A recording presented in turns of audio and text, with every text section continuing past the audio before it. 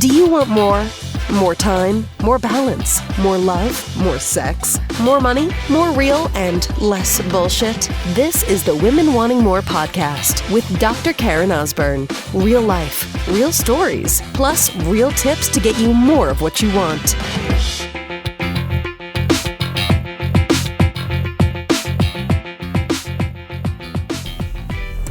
Check yourself. I have to say it, okay?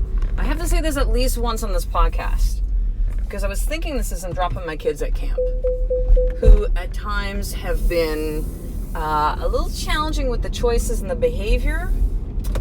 I don't know sometimes when I'm going to get phone calls saying, come pick up your boy, or he's done this and done that, and it's like, ay. And so I have to be very mindful of where my thoughts are and what I start to create.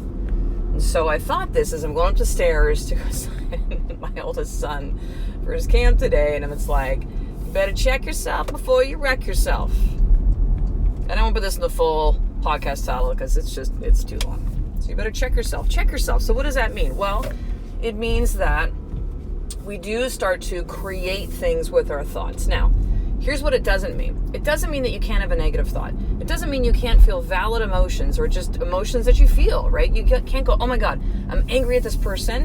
And if I'm angry, that means that something bad's going to happen to them, right? Or if I think this thought, which is like, oh, that asshole or that person, or like, this sucks, or my life sucks, or I can't take this anymore, or that somehow this single thought will create that. You know, quite honestly, if it was that like charged and you've been doing it over a period of time, yeah, but here's how you start to create it, right? It's not that it's just throwing it out into the field, right? Into the energetic field, and somehow that gets created that way. There's a piece of it that's that. But what happens is you begin to kind of call on the power of the universe to create that, right? You start to now look for evidence in places. So let's say if you had a particular thought about someone and said, oh, this person is a whatever, they're a jerk, right? You're going to start to find evidence of more of that. You're going to start to create more people that are appearing like jerks in your life, or the way that you actually choose to see it. You're going to start to look for ways to prove yourself right. And guess what? That is the voice of your ego. Okay, that is ego. That's saying, yeah, let me show you why. It's like, you know, think of it almost like kids with peer pressure, right? That maybe they'll get kind of egged on a little bit by other kids. Things that they wouldn't normally do. Things that are maybe not part of their true nature. But when they're in these peer pressure situations, it's like they're being tested, right? Now, you know, if you've had kids, you've even seen this if they're little. Sometimes there's that little bit of that mob mentality the kids start to have. I have two boys.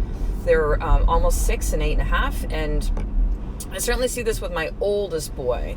They get around the other boys, it's that crazy boy energy at times, and then suddenly they're not being kind to each other, right? And that's okay. It's just part of the process of them becoming boys and figuring out boundaries and figuring out how to, you know, interact with each other and what friendships are, and it's all a part of it, right? But we will start to attract these things to kind of like, again, to prove our point, right? To let us know that we are valid in thinking this way. So where are your thoughts? Where are your thoughts? And when I'm saying like, check your thoughts, it's kind of like, listen, you're going to, you know, it gets to the point of, the first step is really this, right? It's like, okay, let me just be present with my thoughts. Oh my God. I'm going a little bit out of control with the thoughts. I'm creating all these stories about things. I don't really know if they're true or not. I don't know if they're true. They're probably actually not true. But I'm putting a lot of energy behind it, right? It just starts to snowball. You know what that's like, right? Where maybe you're having an off day, or someone said or did something, and then that triggered you, and then you went into this subconscious like program about it all. I'm going to actually go outside here. So I'm just dropping off the kids, because it is a beautiful day. So we start to kind of, we go a little bit out of control, right? We start to just like create this energy and these stories, and it becomes a little spark, and then we put more stories onto them, more logs on the fire, and it becomes this like towering inferno. And before we know it, we're like, welcome to Crazy Town. We are now in charge of the insanity in our minds. And it's not even real. It's thoughts, right? But we somehow think that it's this real stuff. But it's not. It's thoughts. And so the first step in this then, sister, is really just to be aware, right? To be present. Just be like, okay, wait a second. What are my thoughts right now? Because we have the power as human beings to do this. We're not the slave of our thoughts, just so you know. Our mind is not who we are. It's the thoughts. We're thinking these thoughts, but we're not the thoughts. Do you feel that? We're thinking the thoughts, but we're not the thoughts. This is not who we are. They're thoughts. Just things. They're not real. It's just this thing that's popping up, right? So the first step is really to be present. Like, okay, where am I right now? Where are my thoughts? Is this getting me what I want? Is this putting me in a state that I really want to be in or stay in? So it doesn't mean, though, you beat yourself up and go, oh my God, I thought I was over this. I thought I had learned this. Listen, the lessons will be repeated until you take your last breath. And even after that, wherever your spirit goes after that, you will keep getting tested. This isn't about arriving and getting to a place, and it's not about beating yourself up. You're a human being. You're going to fuck up and make mistakes. It's part of your journey. Accept it, embrace it, and be gentle on yourself about it. But the first step is really that. It's just like, let me be present. Just like, oh my God, this is not getting me what I want right now.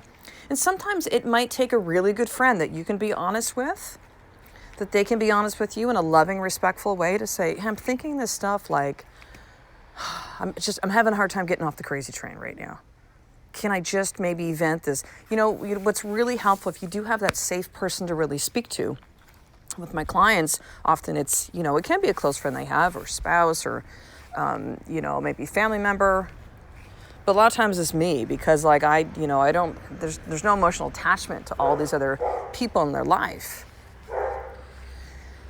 So that person that you can just maybe like start to speak into this with. And here's what's really interesting. Sometimes we tend to kind of talk ourselves into the solution, right? We discover stuff by like just hearing it out loud and not having it be the insanity side of our head. So first, being present. Is this getting me what I want right now? Is this putting me in a state of mind that I want to stay in? Not beating yourself up about it. Not.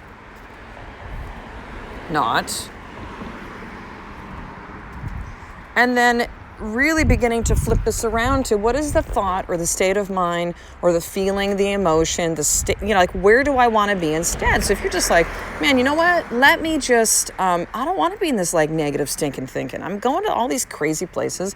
It's not real. I'm starting to create all this shit in my day. I just want to stop. So one of the fastest ways outside of just being present is to go to gratitude. Gratitude is often the way home, right? It changes our state. So I had, to give an example, I had an amazing day yesterday. I had like 2 or 3 just like incredible miracles. And yet I found myself at the end of the day starting to focus on the one thing I didn't like. And so I reached out to my mentor and we had a conversation about it. And I was like, oh my God, I got up this morning and I'm like, okay, let me go back to gratitude again.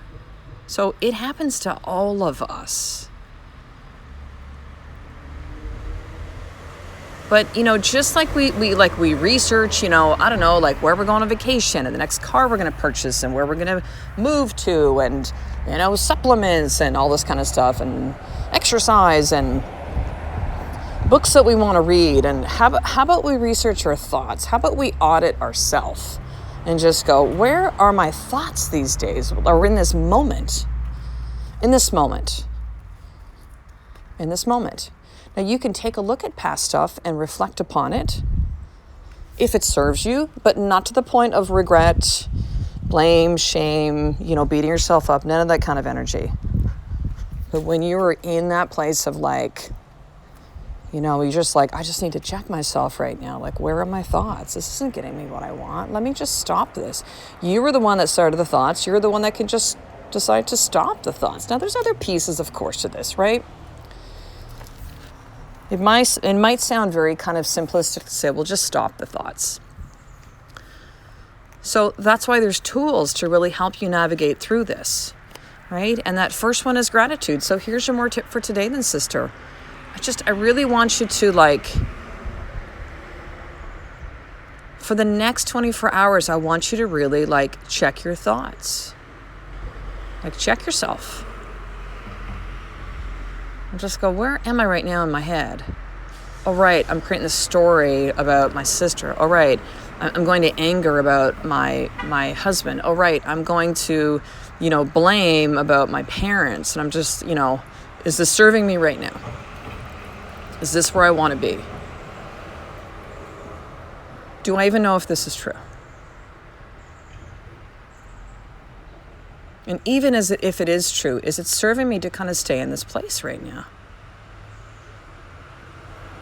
And it doesn't mean don't feel your feelings. We'll talk about that. I know I've talked about it in past episodes of like being able to feel your emotions and then like move them though, like not to stay in them, not have it be like quicksand pulling you down, but just to like get them out, right? Like they need to be moved. Energy, emotions, they need to be moved out of the body. But over the next 24 hours to really check yourself, to check your thoughts. And when you find yourself going to that place of crazy town and stories and the things that don't serve you, sister, then just go to gratitude. Go think of 3 things you were grateful for. It could be, if you just think it's, quote unquote, little things or big things, it doesn't matter. You could be like, I'm grateful for breath in my body. I'm grateful that I have clean water to drink. I'm grateful that the sun is out today. I'm grateful that my body supports me in moving throughout my day. Do you see how that begins? It's like it shifts you. It's like you're going to crazy town and suddenly we got a gratitudeville on the other side. That's like, and then you're like, oh, right. Let me ground myself again with gratitude. Because gratitude can be incredibly grounding. And even better, if you can get out in nature at the same time. Walk onto your front yard if you want to, right? Your backyard. Just put your feet into the ground, earthing. Just ground yourself. And just to say that out loud, what are the 3 things I'm grateful for right now? Right now. And really see how that begins to shift your day. But it'll be interesting, because you may notice over the 24-hour period, you're like, oh my God, Karen, like my thoughts went to crazy town. I don't know, I stopped counting at 18. It's okay. We are all here on this journey to learn and to remember who that we are. To remember. So this is a piece. This is a tool you can use today. And, for the women that are at a crisis and a crossroads and are just like, listen, Karen, I've been listening to your podcast. Like, I get all this stuff. This is amazing. But like, I need some help, man. I am stuck. I'm tired of where I am right now. I want to learn all these tools. I want to be able to move through all this stuff. And I've been trying in different ways, but I don't know where to go. And so this is what my one-on-one coaching is really all about. Spoke to a lovely woman who we're beginning our work. Well, really started yesterday, but starting our first call today. And just, she's just like, I've tried all these different things and like nothing's really working, and reached out and just said, I really want to apply to coach with you. And so my summer one-on-one coaching program that I have right now, there's 3 spots. There's 2 that have been taken, so it's just 1 left. I'm actually on the phone with 2 women today, one who's following up today, and it's going to go fast. It'll be filled by this week. So here's the deal, sister. You've been hearing me then talk about this one-on-one coaching and the last spot that's available. If your heart is really saying to you, I'm that woman who's at a crossroads. I'm this woman that's going through crisis. I'm this woman that feels stuck, and I've been trying. It's not like for lack of effort, but I'm not getting any traction, and I need help. So here's what you need to do to apply for that last one-on-one coaching spot for this summer, which will roll for 3 months. Actually, we'll roll into September because it's July right now as we record this episode. So email me, drkarenosburn@gmail.com. So drkarenosburn@gmail.com. drkarenosburn@gmail.com.